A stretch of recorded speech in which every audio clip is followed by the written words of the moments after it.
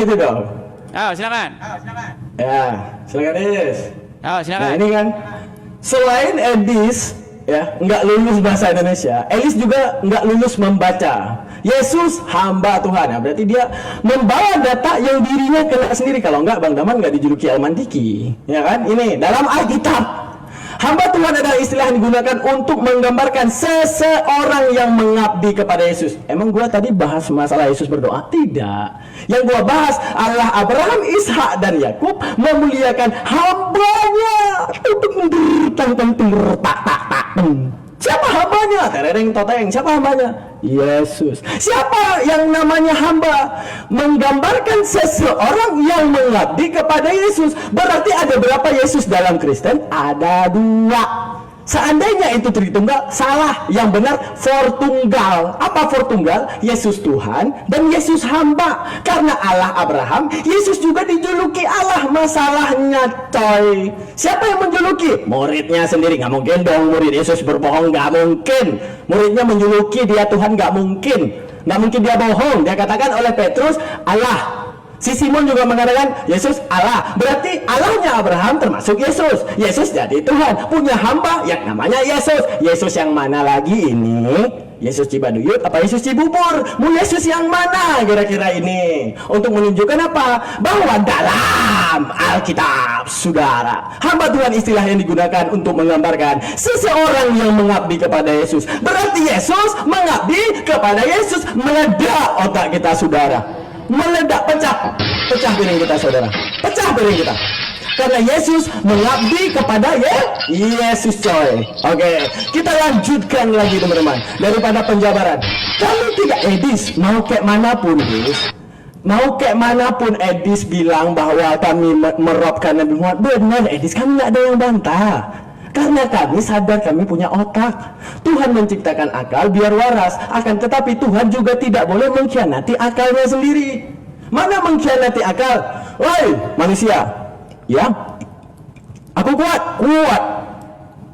Aku yang awal. Oh benar. Kau maha kuasa. Oh iyalah aku maha kuasa. Dalam satu wadah jadi manusia, di mana manusia secara visual dilihat kelemahannya. Pada suatu waktu bersatu lemah dan kuat. Itu ditolakkan akal Edis. Meledak piring kita Edis kalau kayak gini. Karena gini, kamu bentar Edis. Telepon datang. Nah. Oke. Sekarang Edis, dalam yang dua yang kontradiksi, postulat akal tidak akan pernah menerima dua yang kontradiksi bersatu. Postulat akal itu tidak akan pernah menerima antara dua yang kontradiksi bersatu dalam satu waktu. Contoh aku bilang ke Edis nih, gerak dan ini diam. Pada satu waktu aku bilang ini gerak dan diam, otak meledak. Sekarang pada satu wadah, di situ ada maha kuat. Apa Tuhan maha kuat? Buktinya Yesus lemah. Oh Tuhan maha kuasa, buktinya Yesus mati. Tuhan maha hebat, buktinya Yesus nggak hebat. Tuhan maha menciptakan, buktinya Yesus nggak menciptakan seluruh manusia di dalam masa hidupnya. Untuk menunjukkan apa? Bahwa ini dua postulat yang dikhianati oleh akal. Sekarang gini, apakah kita akan meyakini bahwa Edis meyakini Tuhan yang tidak waras? Karena setelah diberikan akal, contoh lagi. Dalam konsekuensi akal ada yang namanya pikiran. Pikiran itu terbagi 3 Edis. Ada yang namanya rasional, logik. Yang kedua ada imagine. Sekarang imagine, lu bisa nggak membayangkan hidung gua di sini? Bisa. Lu bisa nggak bayangin gua telanjang? Bisa. Lu bisa nggak bayangin kuping gua di sini? Bisa. Lu bisa nggak bayangin Yesus telanjang? Pasti bisa. Lu bisa nggak bayangin hidung Yesus ada di sini? Bisa. Lalu sepantas apa manusia menciptakan Tuhannya, menciptakan imagine? Apa manusia diciptakan Tuhan, menciptakan imagine kepada akalnya? Setelah diciptakan imagine sendiri yang menghinakan Tuhan. Berarti secara tidak langsung Tuhan sedang meng-create. Apa yang di-create Tuhan? Menciptakan manusia yang menghina dirinya sendiri di dalam akalnya sendiri. Bagaimana? Membayangkan Yesus matanya 6, bisa? Bisa. Membayangkan Yesus giginya tongos, bisa.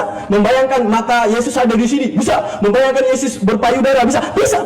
Untuk menunjukkan apa? API, jangan lupa API. Ketika Tuhan menciptakan akal, kenapa justru akal yang mengkhianati ketuhanan itu sendiri?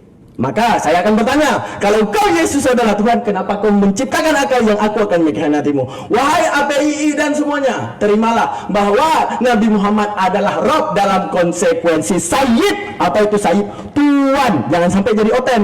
Kurios, jadi Tuhan. Jangan sampai jadi oten ya. Tepuk tangan buat Bang Naman.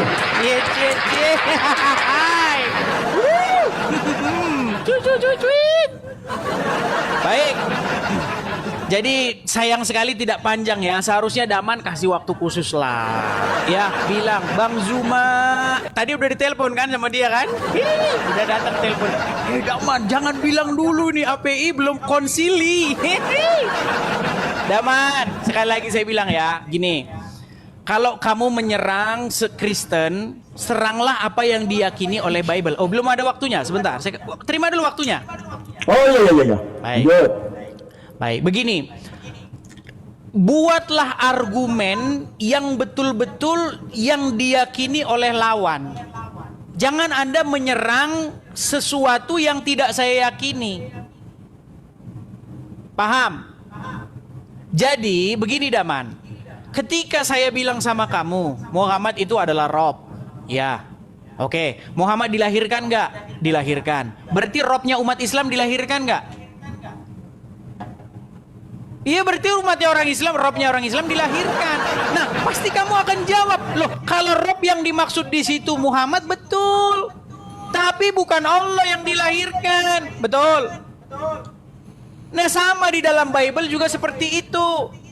Allah bukanlah manusia sehingga ia dan seterusnya. Oh, Yesus manusia nggak? Manusia. Berarti Yesus Allah nggak? Nah, kamu tanya ini sama orang-orang yang paham oneness nih. Kata Allah di situ merujuk kepada Bapa di sorga. Kata Tuhan itu merujuk kepada siapa dulu? Makanya kata Rob itu merujuk ke siapa? Itu dulu. Betul, sama seperti begini. Hari ini saya makan sama presiden. Nah, presiden itu siapa di situ? Apakah Joe Biden? Apakah Putin? Apakah Zelensky? Siapa di situ?